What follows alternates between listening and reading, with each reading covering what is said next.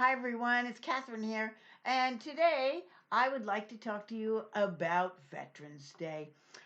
I um I love all the military, and I am appreciate and thankful for their service and their commitment to us to keep us safe. It's a good feeling knowing that they're looking out for us. So I'm going to give you a little history about it. Now, and I have all these great books that I've been looking at so I can give you some info.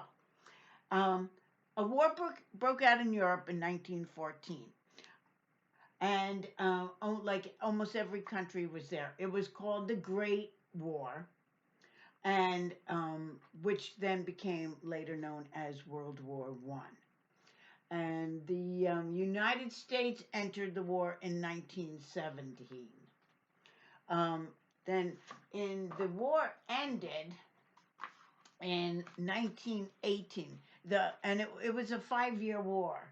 Um, the day it ended in on November 11th, 1918, and it was called Armistice Day. Armistice is an agreement to stop fighting. So, and then when they did that, it gave leaders a chance to talk about how to end the war. They agreed to end the war on November 11th.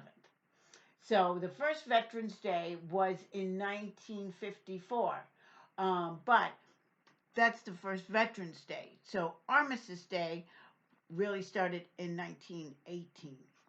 And so then what it is that there's five branches of service. There's the Army, the Air Force, the Navy, the Coast Guard, and the Marines. And all these branches of the military have different ways and different jobs to do. And some are full time, some are reserves who come in for emergencies like hurricanes, disasters, come in to help. And so we pay tribute to everybody who serves in the military.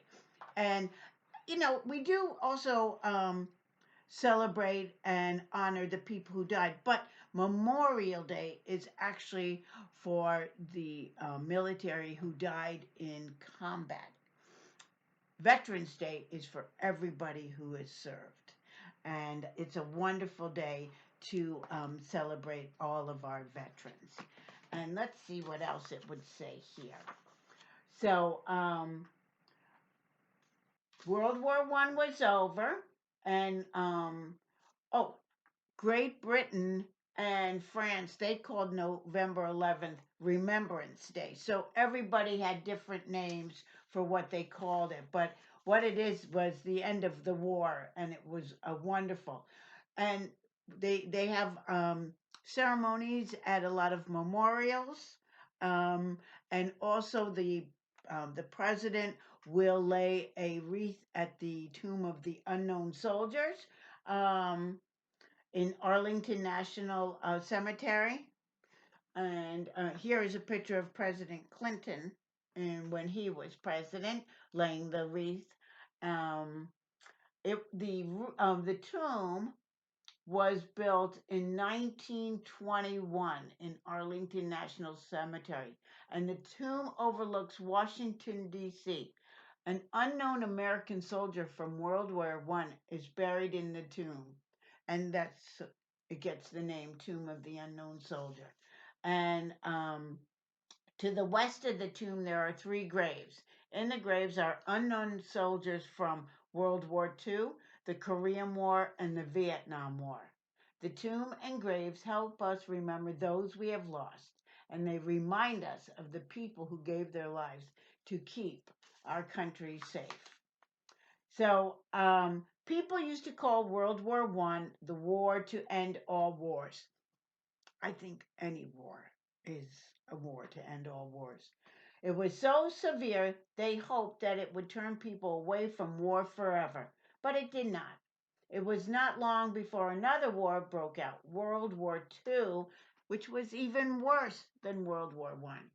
Raymond Weeks was a veteran. He had fought in World War II. He wanted to change Armistice Day to Veterans Day.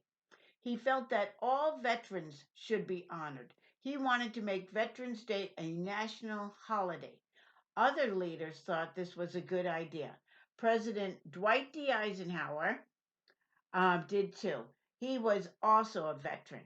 And in 1954, he signed a bill that made Veterans Day a national holiday. So it went from the Great War, Armistice Day, and then finally in 1954 to Veterans Day.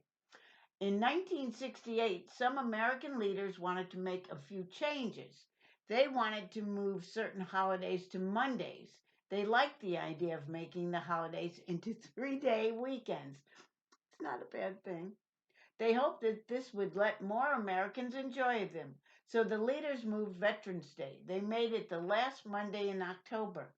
But the veterans did not like the change. They said that it changed the meaning of the holiday, so some states did not do the change.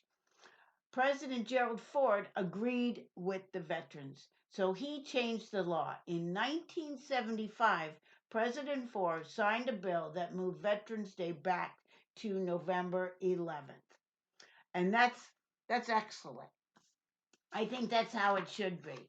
And because like some holidays we change them and to a Monday or a Friday.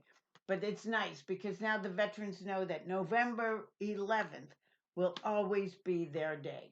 So every November 11th, we remember those who fought in wars. The presidents lay flowers at the tombs of the unknown soldiers. We watch parades and listen to speeches. Some schools take a day off. Others have special events for students. They listen to music. They talk to veterans. They learn about the armed forces. It's a good day to celebrate Veterans Day, and it is important to remember what the day is for. It is a day to thank those who have served in the armed forces. It is a day to honor their sacrifices, which were so many. So here's one veteran story. Many men and women have served in the armed forces. Their sacrifices have helped all Americans. Their stories fill many books. This is one of their stories. It helps explain why these men and women deserve to be honored. Joseph Maxwell Cleland was born in Georgia in 1942. His family called him Max. They were patriotic. There he is.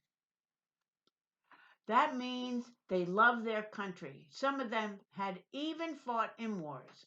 On November 27, 1963, President John F. Kennedy was shot and killed. The world was stunned. Some people were angry, others were deeply saddened.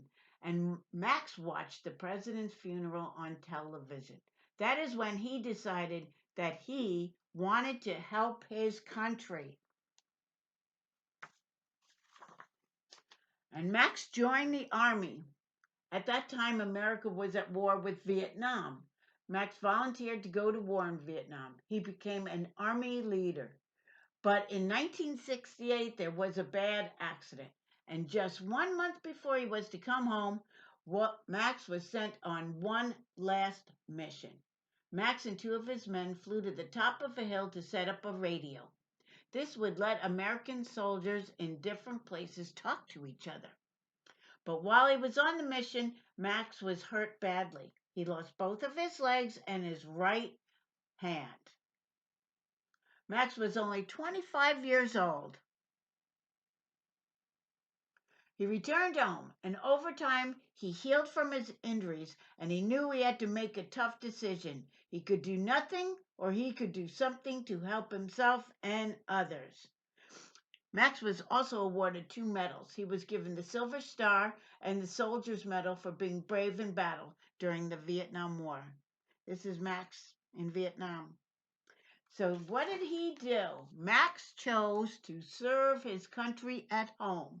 He became a leader in Georgia, and in 1977, President Jimmy Carter asked Max to help other veterans. He asked him to lead the Veterans Administration.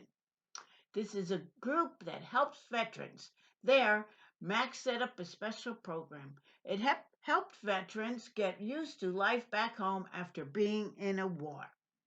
In 1996, Max was elected to the United States Senate. This is a group that makes laws for our nation.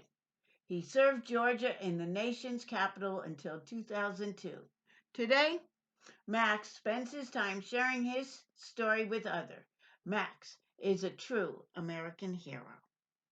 So that is my little story to you, to tell you a little bit of history and a little bit of the Veterans Day and why we celebrate and why we honor the men and women who serve and protect us for their commitment and for their sacrifices. So you can remember them, and each time you see somebody in uniform, you can always go up to them and say, "Thank you for your service."